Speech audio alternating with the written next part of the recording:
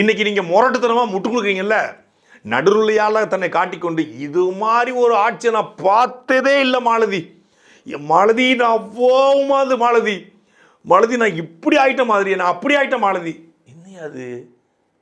இந்த 2 மாத கால ஆட்சியில் எந்த தவறுமே நடைபெறலையா? கரூர் விவகாரம் தொடங்கி கடைசியா சவுக்கு சங்கர் கைதார வரைக்கும் கழுவி ஊத்துறாப்புல விஜய ஜெயிலிருந்து வெளியே விட்டாங்க.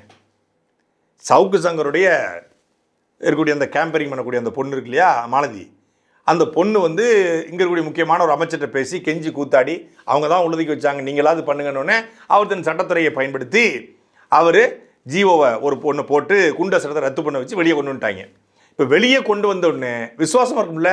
எப்போவுமே பிஸ்கட் போடுற முதலாளிக்கு நாய் விசுவாசமாக இருக்கும், எலும்பு துண்டு போடுற முதலாளிக்கு நாய் விசுவாசமாக இருக்கும். ஒரு தடவை சோறு வச்சாலே நாய் விசுவாசமாக இருக்கும்போது இந்த நாய் என்னென்னா அந்த ஒரு தடவை சாப்பிட்டு முடிக்கிற வரைக்கும் தான் விசுவாசம் இருக்கும். அது எவனுக்கும் தெரியாது. தாவைக்கால சவுக்கு சங்கரை கொண்டாடுறீங்கல்ல, அவர் ஐயோ சவுக்கு சங்கரை சொல்லிவிட்டார், சவுக்கு சங்கரை பாராட்டி விட்டார்னு கொண்டாடுறீங்கல்ல, எழுதி வச்சுக்கோங்க. அவருடைய சுய ரூபம் உங்களுக்கு எவனுக்கும் தெரியாது. வேணா இந்த அதிமுக ராஜ்யத்தின் ஒரு திருப்பாப்புல அவர்கிட்ட போய் கேட்டு தெரிஞ்சுக்கோங்க யாருன்னு.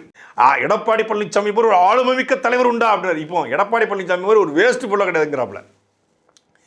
தேர்தல் 2000 பிப்ரவரி மாதம் வரைக்கும் எடப்பாடி வந்து அவருடைய ஒரு லீடரில் பார்த்தீங்கன்னா மாலதி, ஒரு லீடர்ஷிப் குவாலிட்டிங்கிறது வந்து ஒரு விட்டு கொடுக்கும் தன்மை தான் லீடர்ஷிப் குவாலிட்டி. எடப்பாடியை பொறுத்தவரை விட்டு கொடுப்பாருனாரு.